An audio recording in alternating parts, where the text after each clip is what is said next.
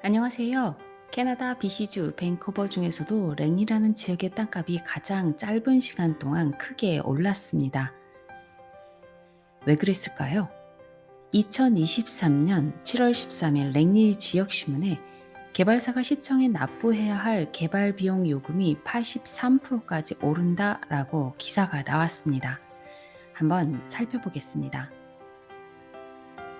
가장 먼저 디벨로프먼트 코스트 차지를 약자로 DCC, 개발 비용 요금이라고 합니다.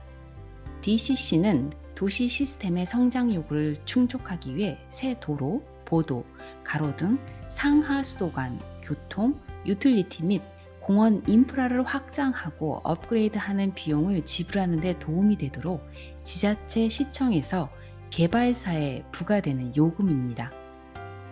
랭리는 그동안 토지 취득 비용이 크게 증가했고 인구 증가로 향후 25년 동안 8만 4천 명이 추가될 것으로 예상하고 있습니다. 2012년 이후 토지 가치가 200에서 400% 증가했고 건설 비용이 30%더 증가한 것이 개발 비용 요금이 증가하는 이유라고 보고 있습니다. 자, 그럼 얼마나 올랐는지 주거 형태에 따라서 간단히 표로 설명드리겠습니다.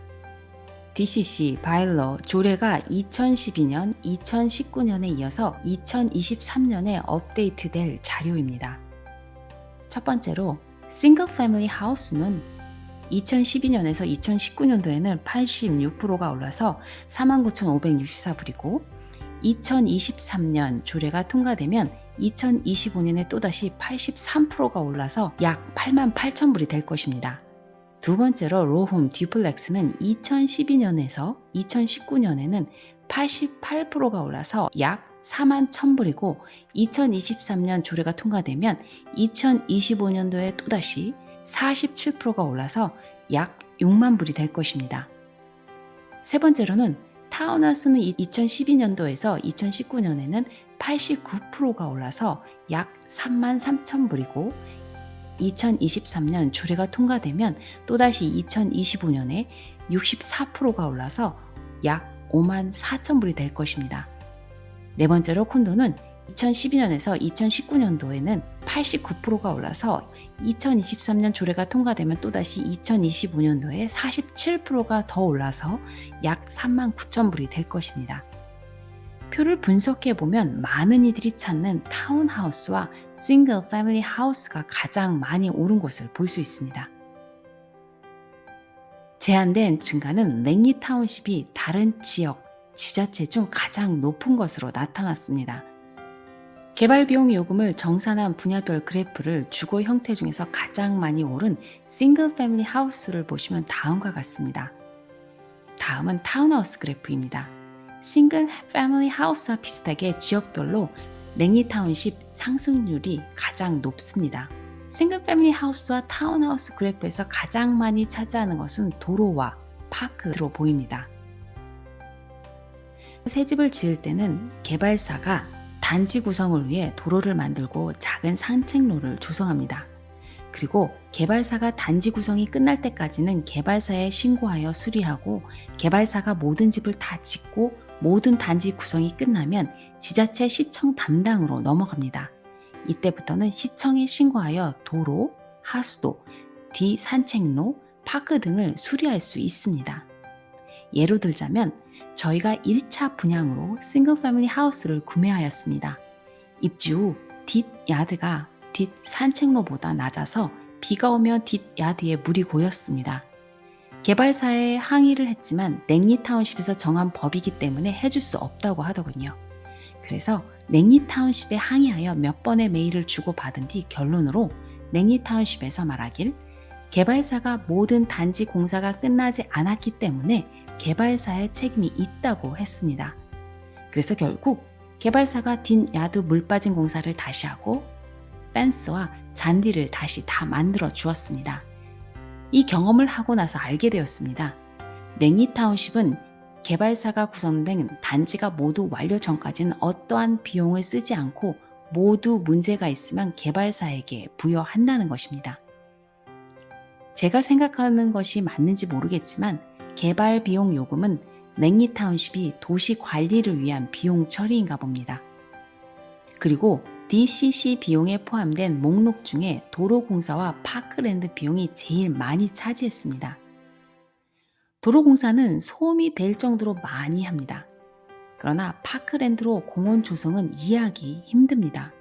랭리 욕슨 커뮤니티 파크를 조성할 당시 워터파크가 있었지만 지금은 돈이 되는 인조 축구장과 인조 소프트볼 경기장과 더그파크와 원래 있었던 잔디필드만 있습니다. 아이들 공원 시설은 욕슨 미들스쿨에 있는 것이 전부입니다. 분명히 설계 도면에 있었는데 제가 2015년 입주 당시 정말 기다렸지만 현재 아직도 워터파크는 없습니다. 2019년 어느 날 랭리 욕슨에 이사 오신 백인 한 분이 소셜미디어에 워터파크가 어디 있는지 물어보는 글을 올렸더군요. 없다고 알려주었습니다. 그 많은 인구를 랭리 윌로비에 입주시키면서 많은 아이들이 늘어날 텐데 랭리 이벤트 센터 앞에 있는 워터파크 하나뿐입니다. 2023년도엔 윌로비 커뮤니티 파크도 돈이 되는 경기장만 크게 만들었습니다. 시민들과 아이들을 위한 관리가 필요한 내추럴 잔디는 어디에도 찾아볼 수 없습니다. 시청에서 알아서 잘 하실 것이라 믿고 싶지만 그들이 이야기하는 대로 필요하다면 비용을 늘려야겠지요. 그러나 그들이 계획한 것조차 하지 않고 돈만 만들어내는 인조 경기장만 만들어내는 것뿐입니다. 시의회 회의에서 랭리 타운십 도시 개발자에게 물어보았습니다. 급격히 증가한 개발 비용 요금을 개발자에게 전가함으로 최종 사용자인 주택 구매자의 비용을 증가시키지 않을까요?